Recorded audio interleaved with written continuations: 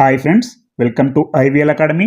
ఈరోజు హిందూ న్యూస్ పేపర్లో వచ్చినటువంటి ఒక అంతర్జాతీయ ఆర్టికల్ని తీసుకొని ఇంగ్లీష్ నుంచి తెలుగులోకి ఎలా ట్రాన్స్లేట్ చేయాలో తెలుసుకుంటూ మంచి ఇంగ్లీష్ నేర్చుకొని మంచి ఇంగ్లీష్ మాట్లాడడానికి ప్రయత్నిద్దాం. నేను చేస్తున్నటువంటి వీడియోలు మీకు కనుక నచ్చినట్లయితే లైక్ చేయండి, షేర్ చేయండి మరియు సబ్స్క్రైబ్ చేయండి.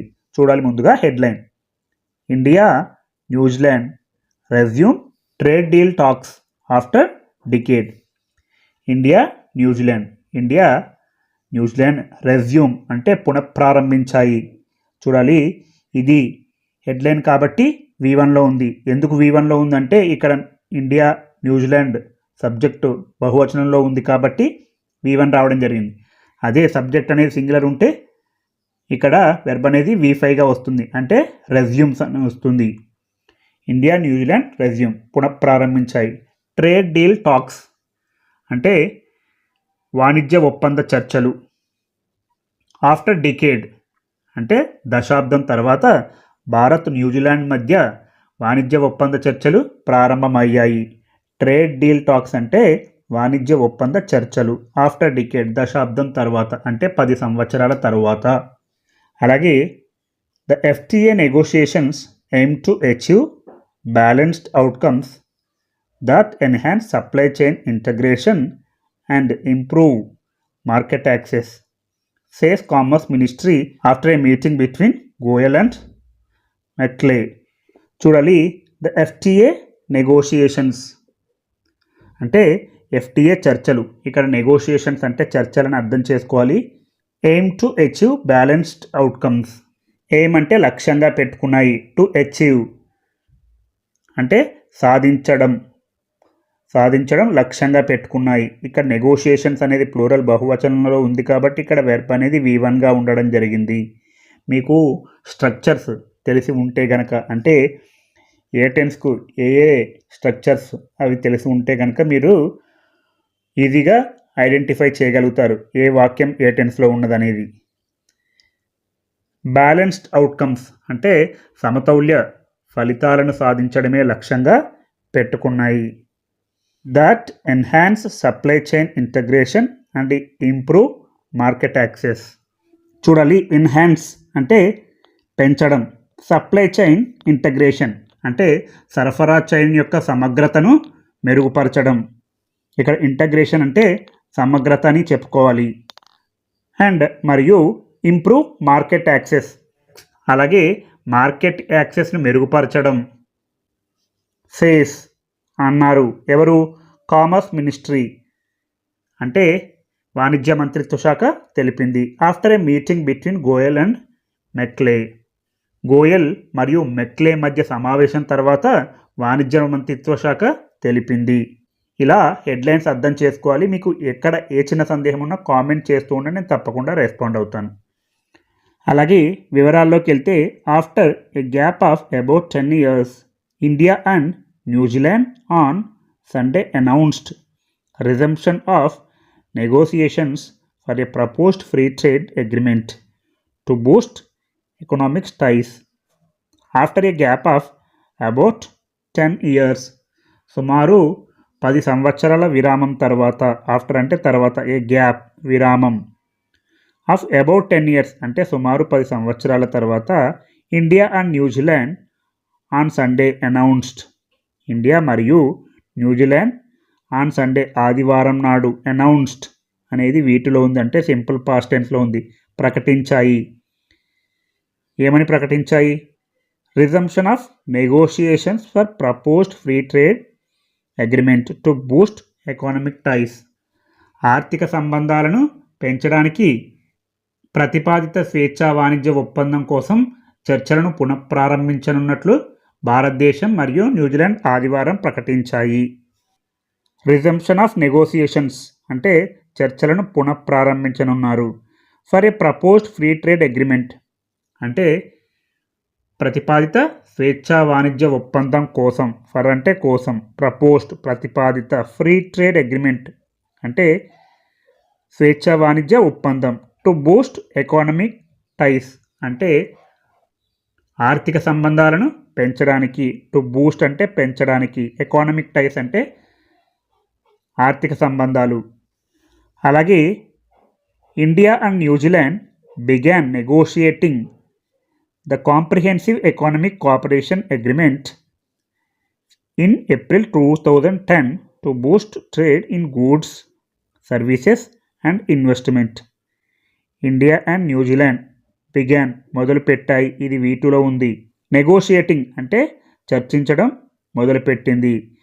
The comprehensive economic cooperation agreement in April 2010. సమగ్ర ఆర్థిక సహకార ఒప్పందం. కాంప్రిహెన్సివ్ అంటే సమగ్ర, ఎకానమిక్ ఆర్థిక, కోఆపరేషన్ సహకార, అగ్రిమెంట్ ఒప్పందం ఇన్ ఏప్రిల్ 2010. 2010 ఏప్రిల్లో ఇండియా మరియు న్యూజిలాండ్ చర్చించడం మొదలుపెట్టాయి. To boost trade in goods, services and investment అంటే వస్తువులు, సేవలు మరియు పెట్టుబడుల్లో వాణిజ్యాన్ని పెంచడానికి సమగ్ర ఆర్థిక సహకార ఒప్పందంపై చర్చలు జరపడం ప్రారంభించాయి. ఏ చర్చలు జరపడం ప్రారంభించాయి? ఇండియా మరియు న్యూజిలాండ్. గుర్తుపెట్టుకోవాలి, ఇక్కడ నెగోషియేటింగ్ అనేది V4లో ఉంటుంది. ఒక వెర్బ్కి ఇంగ్ ఫామ్ యాడ్ అయితే అది V4 అవుతుంది. ఒక వెర్బ్కి ఎస్ కానీ ఈఎస్ కానీ యాడ్ అయితే అది V5 అవుతుంది. ఒక వెర్బ్కి ముందు టు యాడ్ అయితే అది V6 అవుతుంది. గమనించాలి. మీకు ఏ చిన్న సందేహం ఉన్నా కామెంట్ చేస్తూ ఉండండి. However, after 10 rounds of discussions, the talks stalled in February 2015. However అంటే అయితే, ఆఫ్టర్ 10 rounds of discussions అంటే 10 రౌండ్ల చర్చల తర్వాత, ద టాక్స్ చర్చలు, స్టాల్డ్ అంటే నిలిచిపోయాయి, ఇది వీటిలో ఉంది అంటే సింపుల్ పాస్ట్ టెన్స్లో ఉంది. చర్చలు నిలిచిపోయాయి ఇన్ ఫిబ్రవరి 2015. 2015 ఫిబ్రవరిలో 10 రౌండ్ల చర్చల తర్వాత ఈ చర్చలు నిలిచిపోయాయి. చాలా క్లియర్గా ఉంది. మీకు ఏ చిన్న సందేహం వచ్చినా కామెంట్ చేస్తూ ఉండండి. The two nations are pleased to announce the launch of negotiations for a comprehensive and mutually beneficial India New Zealand free trade agreement negotiations, the commerce ministry said. చూడాలి, ద టూ నేషన్స్ అంటే 2 దేశాలు, are pleased అంటే సంతోషిస్తున్నాయి. చూడాలి, ఇక్కడ pleased అనేది V2గా చెప్పడం జరిగిందంటే simple past టెన్స్లో ఉంది, అలాగే ప్యాసివ్ వైజ్లో ఉంది. The two nations are pleased చాలా సంతోషంగా ఉన్నాయి. టు అనౌన్స్ ప్రకటించడానికి, the launch of negotiations for a comprehensive and mutually beneficial India New Zealand free trade agreement negotiations.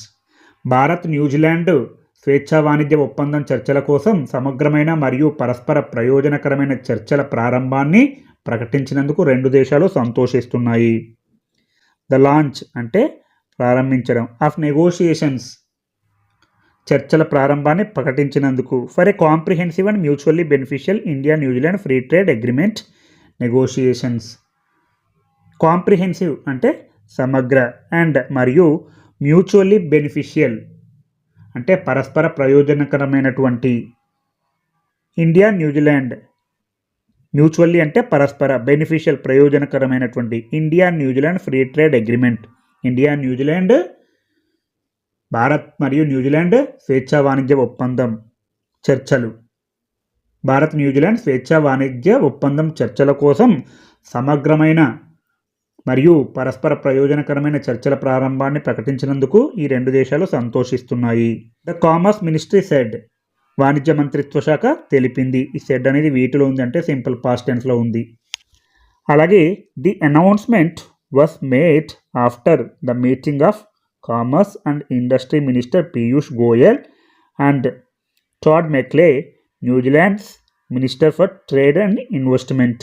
The announcement was made అంటే ఆ ప్రకటన వెలువడింది. చూడాలి, ఇది సింపుల్ పాస్ట్ టెన్స్లో ఉంది, అలాగే ప్యాసివ్ వైజ్లో ఉంది. ఈ ప్రకటనను ఎవరు చేశారో మనకు తెలియదు కాబట్టి ఇది ప్యాసివ్ వైజ్లో ఉంది. ది అనౌన్స్మెంట్ వాజ్ మేడ్ ప్రకటన చేయబడింది. After the meeting of commerce and industry minister Piyush Goyal and Todd McClay, New Zealand's minister for trade and investment. మరియు న్యూజిలాండ్ వాణిజ్య మరియు పెట్టుబడుల మంత్రి టాడ్ మెక్లేల సమావేశం తర్వాత ఈ ప్రకటన వెలువడింది. కాబట్టి జాగ్రత్తగా గమనించాలి. కామర్స్ అంటే వాణిజ్య అండ్ మరియు ఇండస్ట్రీ మినిస్టర్ పరిశ్రమల శాఖ మంత్రి పీయూష్ గోయల్ అండ్ మరియు టాడ్ మెక్లే న్యూజిలాండ్స్ మినిస్టర్ అంటే న్యూజిలాండ్ యొక్క మంత్రి ఫర్ ట్రేడ్ అండ్ ఇన్వెస్ట్మెంట్. వాణిజ్య మరియు పెట్టుబడుల మంత్రి టాడ్ మెక్లేల సమావేశం తర్వాత ఈ ప్రకటన వెలువడింది. అలాగే prime minister of New Zealand Christopher Luxon is here on a 4-day visit from Sunday. Prime minister of New Zealand అంటే న్యూజిలాండ్ ప్రధానమంత్రి Christopher Luxon is here on 4-day visit on Sunday. 4 రోజుల పర్యటన కోసం ఇక్కడికి వచ్చారు. ఆదివారం నుంచి ఇక్కడే ఉన్నారు. ఈజ్ హియర్ ఇక్కడ ఉన్నారు. ఆన్ 4-day విజిట్ అంటే 4 రోజుల. చెప్పుకున్నాం ఇంతకుముందు ఈ 2 పదాల మధ్య ఒక హైఫన్ ఉంటే అది కాంపౌండ్ యాడ్జెక్టివ్. ఇలాంటి సందర్భాల్లో మనం దీన్ని బహువచనంగా చెప్పకూడదు. అంటే 4 days విజిట్ అనకూడదు, 4-day విజిట్ అనాలి. 4 రోజుల పర్యటన కోసం ఇక్కడికి వచ్చారు. ఫ్రమ్ సండే ఆదివారం నుండి. ఎవరు?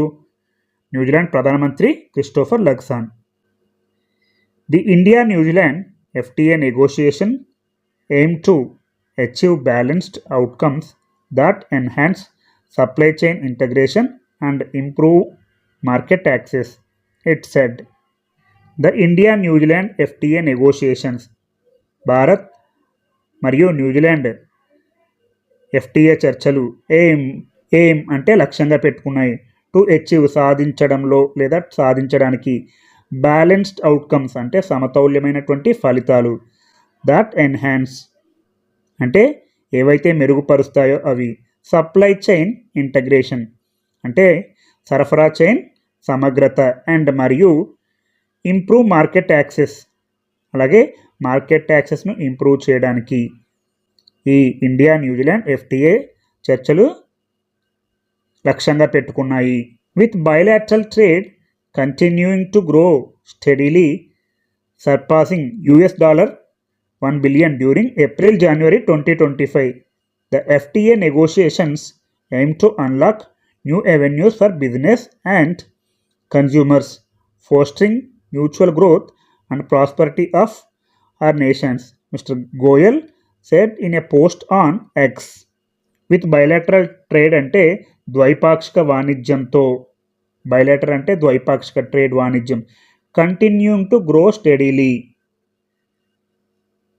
అంటే స్థిరంగా వృద్ధి చెందుతూ, కంటిన్యూయింగ్ అంటే కొనసాగుతూ, టు గ్రో పెరుగుతూ, స్టెడీలీ అంటే స్థిరంగా వృద్ధి చెందుతూ, surpassing $1 billion during April-January 2025.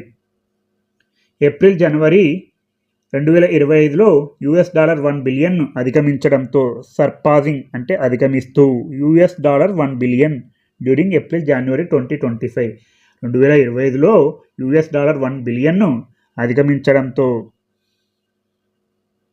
The FTA negotiations aim to unlock new avenues for business and commerce.